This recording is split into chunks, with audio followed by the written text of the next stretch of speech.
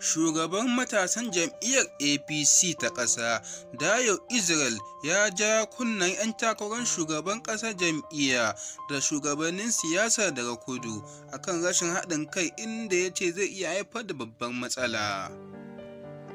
Jama'a barkamu da warhaka, barkamu sake saduwa a cikin wannan sabon shirin wanda yake zuwa muku kai tsaye daga Arewa Media Recap. Kakka manta ka danna subscribe ko kuma alamar ƙararrawa don samun sababbin bidiyoyinmu da zarar mun ɗaura su. Ga cikakkun labaran kamar haka: shugaban matasan jam'iyyar APC ta ƙasa, Dayo Israel, ya ja kunnen 'yan takarar shugaban ƙasa da shugabannin siyasar kudu akan rashin haɗin kansu. Kamar yadda ya ce, akwai 'yan takarar shugaban ƙasa na kudu suna tsaka mai wuya a zaben fidda gwanin jam'iyyar da ake yi. Israel ya buƙaci 'yan takarar su girmama darajar gwamnonin Arewa wajen miƙa mulki ga 'yan kudu. Daga cikin 'yan takarar kudu sun haɗa da jagoran APC ta ƙasa, Bola Ahmed Tinubu, da mataimakin shugaban ƙasa Yemi Osinbajo, da gwamnan jihar Ekiti, Kayode Fayemi.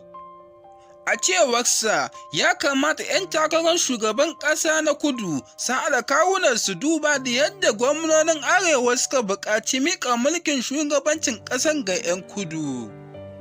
Jaridar Punch ta rawaito yadda gwamnonin APC na arewacin Najeriya suka goyi bayan miƙa mulki ga 'yan kudu.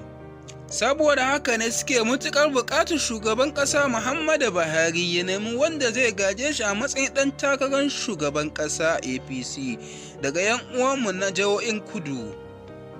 Har ila yau, Israel ya ƙara bayyana yadda mambobin kwamitin ayyukan na ƙasa suka ƙi amincewa da Ahmad Lawan a matsayin ɗan takarar da jam'iyyar ta tsayar.